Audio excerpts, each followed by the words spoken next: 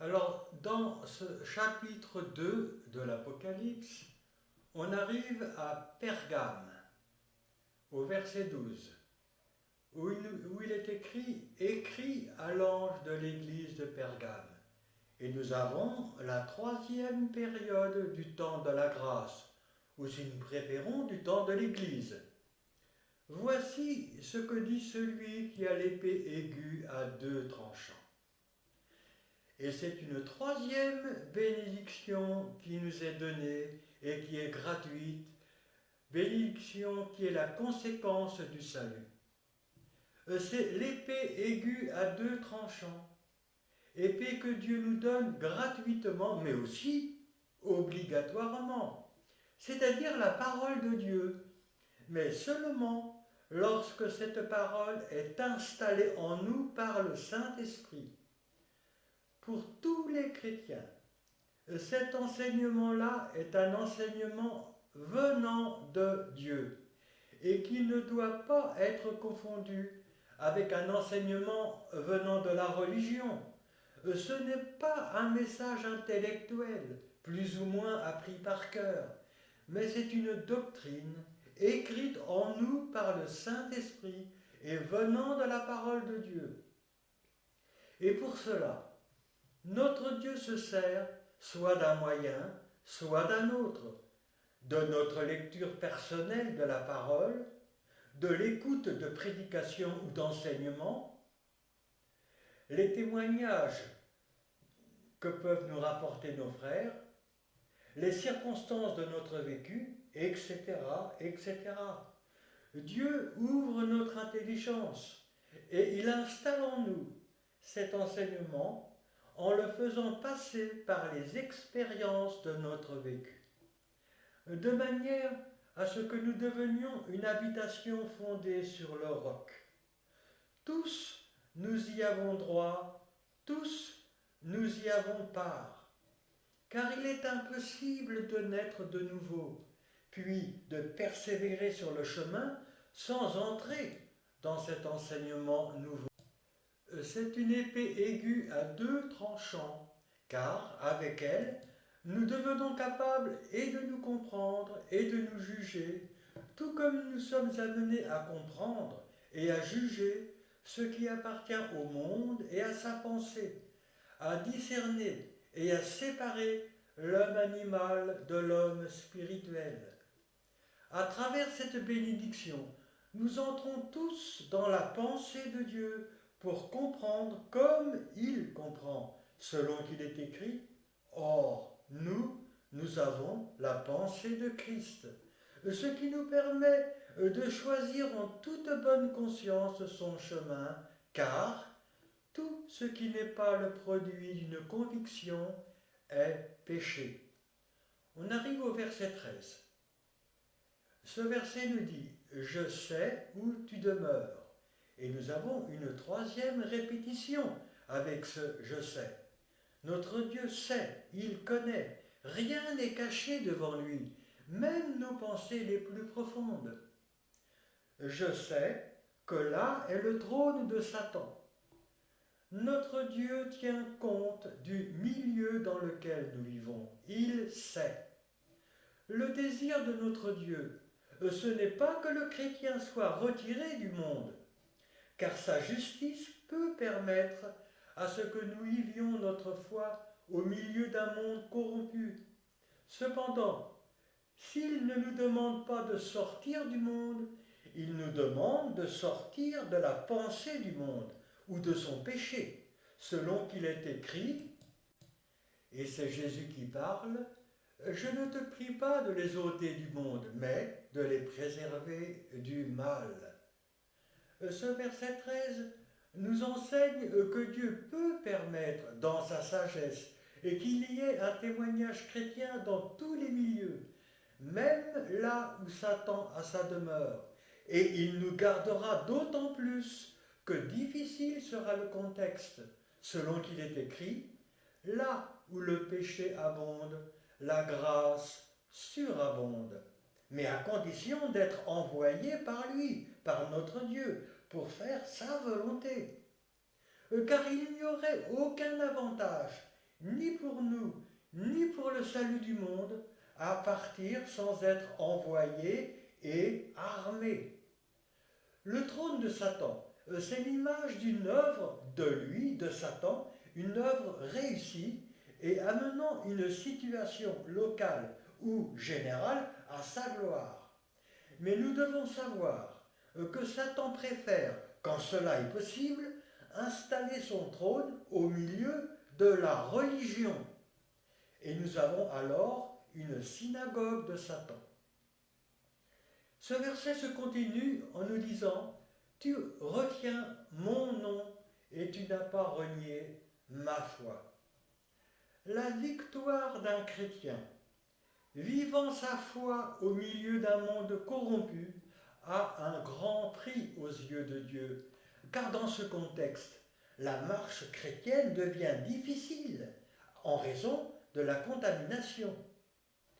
Car si Dieu désire qu'il y ait un témoignage au milieu d'un monde qui rejette et qui persécute, et c'est le cas du contexte de Smyrne, ou au milieu d'un monde corrompu qui cherche à séduire, à assimiler, et c'est le cas du contexte de Pergame, c'est afin que sa grâce puisse se manifester en toutes circonstances, et que notre Dieu soit trouvé juste lorsqu'il jugera.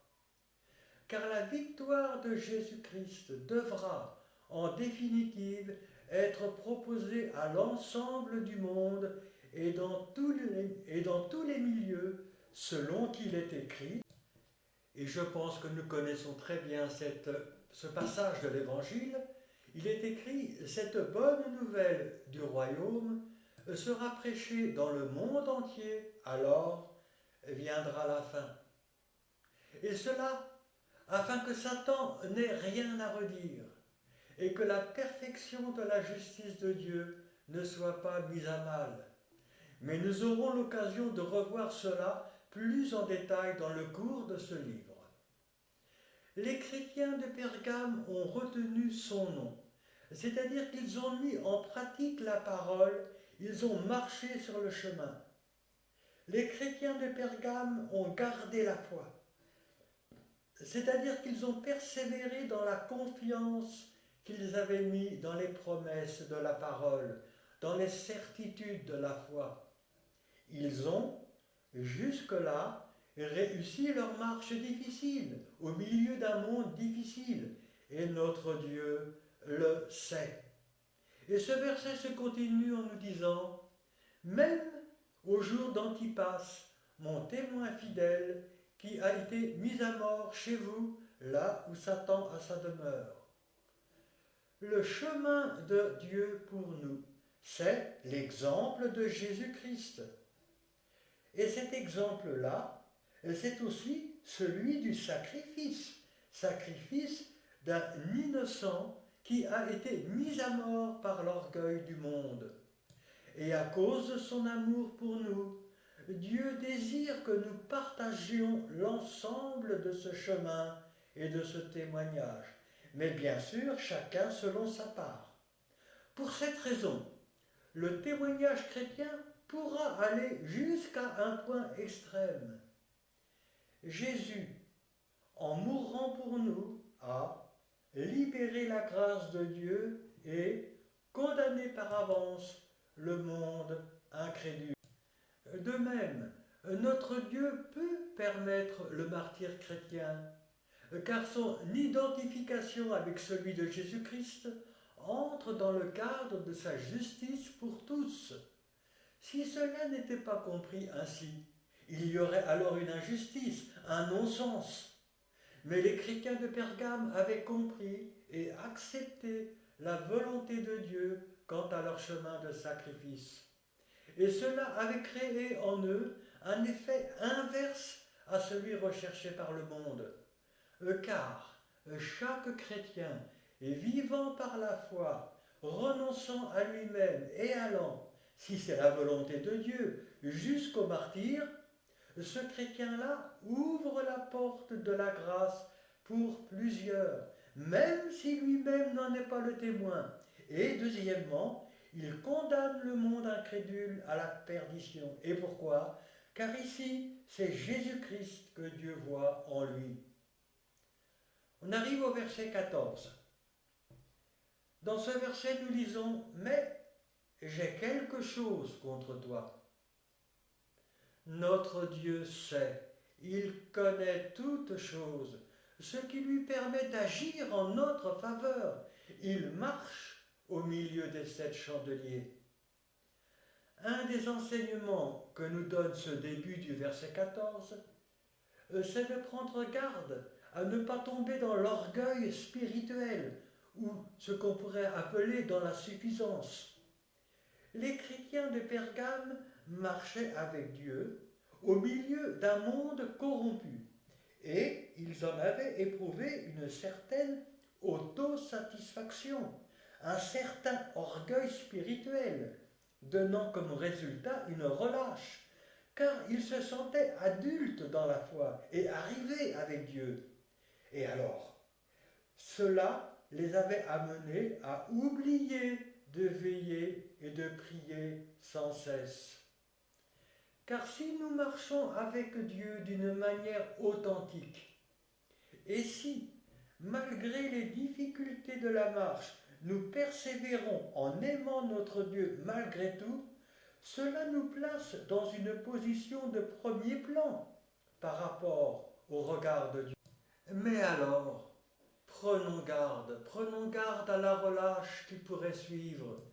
Satan nous haïra d'autant plus. Il cherchera, mais d'une manière subtile, à nous endormir ou à nous faire dévier.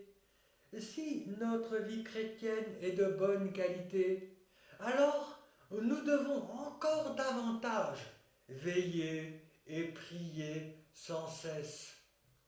Car aucun chrétien n'est à l'abri d'une tentative d'empoisonnement si ce chrétien-là ne prend pas garde. Dieu nous avertit. Et si nous restons dans la prière pour veiller en toutes circonstances, alors notre Dieu ne permettra pas une mainmise de l'ennemi sur nous, lorsque celui-ci tentera de nous infiltrer. Nous devons prendre d'autant plus garde que notre marche nous semblera bonne. Répétons et répétons encore de prendre garde à l'orgueil spirituel qui peut prendre de multiples visages. Le verset se continue en nous disant « C'est que tu as là des gens attachés à la doctrine de Balaam, qui enseignait à Balak à mettre une pierre d'achoppement devant les fils d'Israël pour qu'ils mangent des viandes sacrifiées aux idoles et qu'ils se livrent à la débauche. » Alors, que signifie la doctrine de Balaam? La doctrine de Balaam a pour but de permettre aux chrétiens d'avoir une double récompense. Première récompense, Balaam, ou le chrétien Balaam que nous pouvons être, Balaam ne voulait pas perdre son prestige de grand prophète de Dieu, reconnu par ses contemporains, ni la relation exceptionnelle qu'il avait avec Dieu. Alors, et c'est la deuxième récompense, Balaam, attiré par l'or de Balak, s'est laissé séduire afin de s'enrichir et en argent et en honneur. Alors il a obéi en ce qui concerne l'écoute de Dieu pour rapporter fidèlement les bénédictions adressées à Israël, car Israël ne pouvait pas être maudit, et il les a retransmis sans mélange à Balak. Et c'est ici la première récompense, rester fidèle à son Dieu, afin de garder la relation exceptionnelle que Balak avait avec son Dieu. Mais cependant, après avoir accompli son œuvre avec Dieu, il a donné satisfaction à Balak en donnant, en plus et par derrière, des conseils pernicieux, afin d'obtenir la deuxième récompense, c'est-à-dire l'or et l'argent de Balak, ainsi que les honneurs. Et le résultat en a été déplorable, et pour Balaam, et pour d'Israël. Il y a dans ce comportement une volonté, premièrement, de suivre Dieu dans l'Église, afin d'être reconnu comme un chrétien authentique ou comme un homme de Dieu d'importance. Mais deuxièmement, d'accéder aux honneurs et à l'argent venant du monde. Cela nous oblige à posséder un comportement mélangé, c'est-à-dire à donner un enseignement pernicieux en plus et par derrière, en se servant de notre position reconnue dans l'Église et en s'appuyant sur la ruse. Le résultat en est déplorable. Argent et honneur pour le docteur corrompu, mais trouble et déviation pour l'Église, donnant à certains chrétiens l'occasion de manger des viandes sacrifiées aux idoles et de se livrer à la débauche, c'est-à-dire de se nourrir des éléments du monde pour se corrompre. Redisons qu'avec notre Dieu, nous devons être sérieux. Pas de comportement mélangé qui aurait pour but de satisfaire notre chair. On arrive au verset 15. Ce verset nous dit, de même, toi aussi, tu as des gens attachés pareillement à la doctrine des Nicolaïtes. Alors il est évident qu'il existe un parallèle entre ces deux doctrines, la doctrine de Balaam et celle des Nicolaïtes, car dans l'une comme dans l'autre, le chrétien cherche à s'accaparer une récompense venant du monde. Pour les Nicolaïtes, c'est celle de la chair en plus de celle de Dieu. Pour Balaam, c'est celle de l'argent et des honneurs du monde ou de la religion, en plus d'une grandeur avec Dieu. Cependant, la comparaison qui est faite entre la doctrine de Balaam et celle des Nicolaïtes nous apprend que l'inspiration qui les fait vivre est la même. Les siècles changent, les histoires changent, les hommes changent, les faux prophètes changent, mais l'inspiration reste la même. De même que la parole de Dieu demeure éternellement, de même l'action de Satan s'appuie sur les mêmes principes en s'adaptant aux nouvelles coutumes. Ce qui leur est arrivé peut nous arriver si nous ne veillons pas. Car toute doctrine pernicieuse qui semble sans importance au départ ne demande qu'à s'agrandir. Et cette doctrine est dangereuse, non à cause de son contenu, mais parce qu'elle crée en nous des œuvres qui, eux, amènent la mort.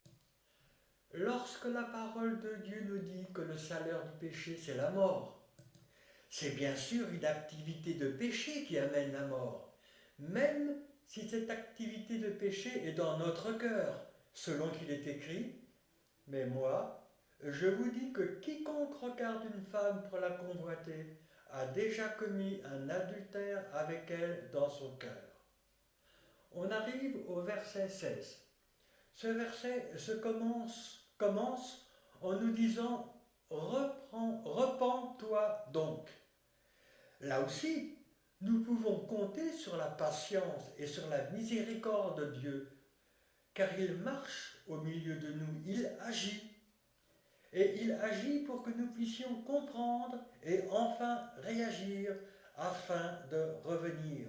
Mais cependant, la décision finale nous revient. C'est à nous de nous repentir. Repens-toi donc, sinon, nous dit ce verset, sinon, car il est possible de lasser la patience de Dieu. Notre Dieu reste fidèle face à nos infidélités, car il ne peut se renier lui-même. Mais pour tous ceux qui ont été sans cesse arrosés et qui, au lieu de réagir en produisant une herbe utile, s'endurcissent, en produisant des œuvres inutiles et corrompues, pour tout cela il y a un terme, car ils finissent par être rejetés, par lasser la patience de Dieu, selon qu'il est écrit, ils crucifient pour leur part le Fils de Dieu et l'expose à l'ignominie. En continuant ce verset, nous lisons « Je viendrai à toi bientôt et je les combattrai ». Alors remarquons que dans ce verset, Dieu ne vient pas pour combattre les chrétiens de Pergame, mais les Balaam nicolaïtes qui se sont infiltrés au milieu d'eux, car il est écrit « Je les combattrai ».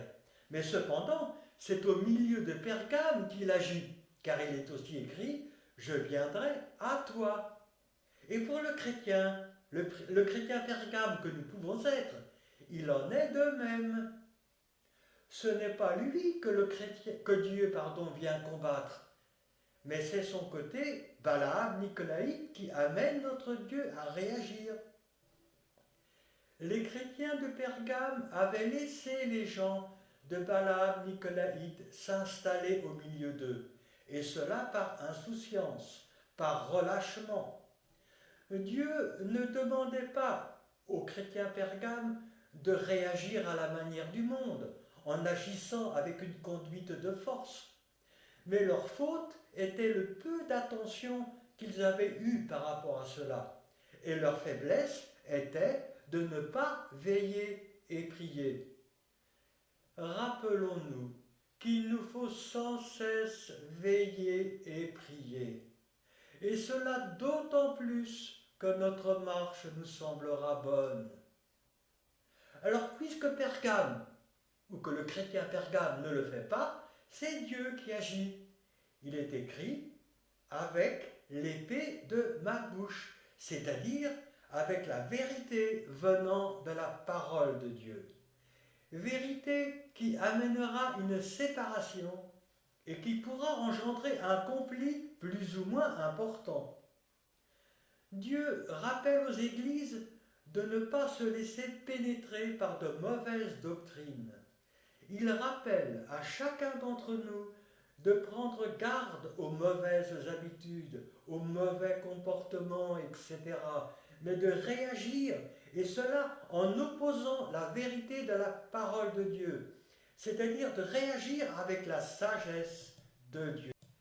Et cette réaction qui devrait être la nôtre, devra, s'il le faut, amener une séparation, soit du péché en nous-mêmes, mais soit du pécheur dans l'Église, et cela afin d'éviter une contamination. Sinon, c'est Dieu lui-même qui le fera, et qui combattra au moment qu'il aura choisi, en se servant d'épreuves. Épreuves qui pourront être douloureuses, et pour le chrétien ou pour l'Église, car il est écrit, si nous nous jugions nous-mêmes, et ici dans ce passage, Dieu n'aurait pas à intervenir car nous nous jugeons nous-mêmes. Mais ensuite, nous ne serions pas jugés car en effet Dieu n'aurait pas à nous punir. Mais quand nous sommes jugés, et ici Dieu est obligé d'intervenir à notre place, nous sommes châtiés par le Seigneur. Alors il intervient en se servant d'épreuves et enfin afin de ne pas être condamnés avec le monde, car notre Dieu désire que nous revenions sur le bon chemin. On arrive au verset 17. Que celui qui a des oreilles entende ce que l'Esprit dit aux églises. Et nous avons une troisième répétition. À celui qui vaincra. Et ici, nous avons une troisième conclusion, c'est-à-dire une troisième récompense d'une victoire personnelle avec Dieu. Récompense qui nous sera donnée en parallèle avec celle de l'introduction.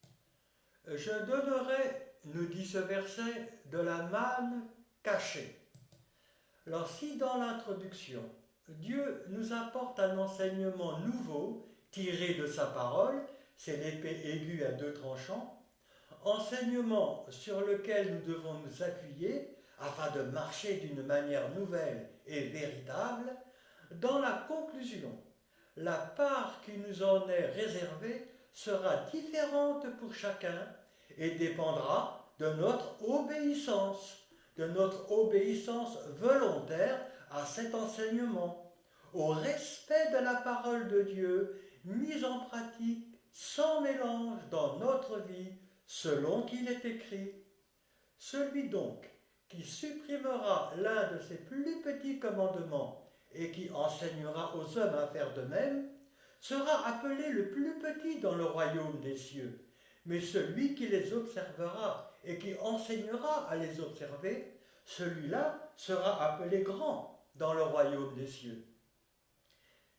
Jésus nous fait comprendre dans ce passage que la récompense sera différente selon chacun et qu'elle nous sera donnée en fonction d'une obéissance à la parole. Obéissance et pour nous-mêmes et l'obéissance que nous enseignerons à nos frères. C'est ici une manne.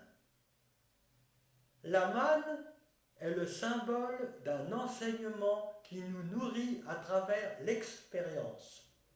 C'est-à-dire un enseignement venant de Dieu, mais que nous comprenons grâce aux diverses circonstances de notre vécu. Que ces expériences soient bonnes ou mauvaises. Enseignement, c'est-à-dire manne, qui, s'ils sont acceptés, doivent produire en nous des fruits et des œuvres à la gloire de Dieu. Chaque chrétien, avec ou sans bagage intellectuel, a sa part de manne. C'est une manne cachée, et cela pour deux raisons. Premièrement, parce que nous ne savons pas comment Dieu va nous instruire. En effet, il se sert d'expérience, d'arguments propres à chacun. Mais deuxièmement, c'est aussi en raison de notre intimité avec Dieu que cette manne est cachée. Car ici, cette expression nous montre qu'il existe entre l'élève et le maître une intimité que personne d'autre ne partage de cette manière. Dieu prend chacun d'entre nous à part. Il nous instruit personnellement, ce qui nous conduit dans une intimité avec lui. Cette manière d'agir nous montre la différence entre ce qui vient de Dieu et entre ce qui vient de la religion. Car la religion, à l'exemple du monde, nous instruit d'une manière uniforme, diminuant bien souvent notre droit à la liberté et à l'autocritique, sous prétexte d'infaillibilité ou à cause de l'esprit de secte, selon qu'il est écrit « Je t'instruirai et je te montrerai la voie que tu dois suivre. Je te conseillerai, j'aurai le regard sur toi. Ne soyez pas comme un cheval ou un mulet sans intelligence. On les bride avec un frein et un mors dont on les pare, afin qu'ils ne s'approchent pas de toi. » Dans ce passage des psaumes, Dieu nous demande de comprendre le piège. Le piège, c'est « afin qu'ils ne s'approchent pas de toi ». Et c'est ici le but de l'adversaire. Mais nous aurons l'occasion de revoir, vers la fin du livre, la subtilité de ce piège. Le verset nous dit « Je lui donnerai un caillou blanc » et sur ce caillou est écrit un nom nouveau. Le bénéfice pour nous de cette manne cachée, manne que nous aurons acceptée et mise en pratique par la foi, c'est celui de recevoir une dignité nouvelle, différente selon chacun, et que Dieu nous accorde auprès de lui dans le royaume. C'est pour cette dignité la symbolique du nom nouveau. Cette dignité, ou ce nom nouveau, est inscrit sur un caillou blanc, car c'est le résultat d'une victoire, mais ici, c'est celle de la victoire personnelle du chrétien, à celui qui vaincra. L'or, l'argent et les pierres précieuses avec lesquelles nous bâtissons appartiennent à la victoire de Jésus-Christ, car il ne faut pas confondre le chandelier et l'ange. Le chrétien bâtit sur le fondement avec les éléments de la victoire de Jésus-Christ, l'or, l'argent les pierres précieuses. Nous avons alors le chandelier, c'est-à-dire le salut, grâce à la victoire de Jésus en nous. Mais pour recevoir à la fin de notre pèlerinage un caillou blanc. Et c'est ici, pour le caillou blanc, notre victoire personnelle. Et nous avons alors la symbolique de l'ange. Le caillou est blanc pour symboliser notre obéissance. C'est un caillou, car s'il y a eu victoire, l'œuvre ne pourra plus être consumée par le feu. Il est blanc, car c'est le Saint-Esprit qui nous enseigne, et nous ne pouvons recevoir et accepter une instruction venant de Dieu que dans un chemin de sanctification, dans un chemin d'obéissance, afin d'être édifiés par elle. Alors, rappelons-nous ici que la caractéristique de l'esprit, c'est la sainteté. Que la sainteté, c'est le respect des lois de Dieu. Et ce n'est que dans ce chemin que l'instruction venant de Dieu pourra être comprise et porter du fruit. Sainteté équivaut à obéissance. Et ce verset se continue en nous disant que personne ne connaît si ce n'est celui qui le reçoit. Et nous avons une intimité avec Dieu. Intimité que nous devons déjà rechercher et connaître sur la terre. Car la victoire de Jésus-Christ nous l'a rendue possible. Mais intimité que nous connaîtrons selon notre part et en totalité dans le royaume. C'est ce qu'on pourrait appeler un jardin secret. Mais jardin secret qui a pour caractéristique de ne pouvoir être partagé avec personne, que personne ne connaît. C'est notre part privée ou notre jardin secret privé avec Dieu. Et cela n'est pas partageable. Nous recevons déjà les arts de cette intimité pendant notre marche sur la terre. Ce qui est partageable, c'est ce qui émane de ce jardin secret, c'est-à-dire les fruits, la bonne odeur, la lumière, etc. Cette dignité auprès de Dieu, résultat d'une nourriture spirituelle acceptée, trouvera son plein accomplissement dans le royaume et nous apportera un contact personnel et privilégié avec Dieu. Cette dignité sera notre part et la nôtre seulement. Et pour finir, cette église de Pergame, nous allons résumer les récompenses de Pergame. Dans l'introduction, notre Dieu nous conduit tous, gratuitement, mais aussi obligatoirement, dans une connaissance tirée de sa parole, afin d'entrer dans sa pensée, ce qui nous permet de marcher en connaissance de cause sur le chemin, c'est-à-dire dans l'exemple de Jésus-Christ. Conclusion, seulement chacun selon sa part, car en fonction d'une victoire personnelle de l'obéissance, en harmonie avec la part de Jésus-Christ pour nous. Ce qui nous donnera d'avoir dans le royaume une dignité nouvelle auprès de Dieu, différente selon chacun, nous conduisant à une intimité avec lui, connaissance de Dieu. Et c'est la fin ici de Pergame.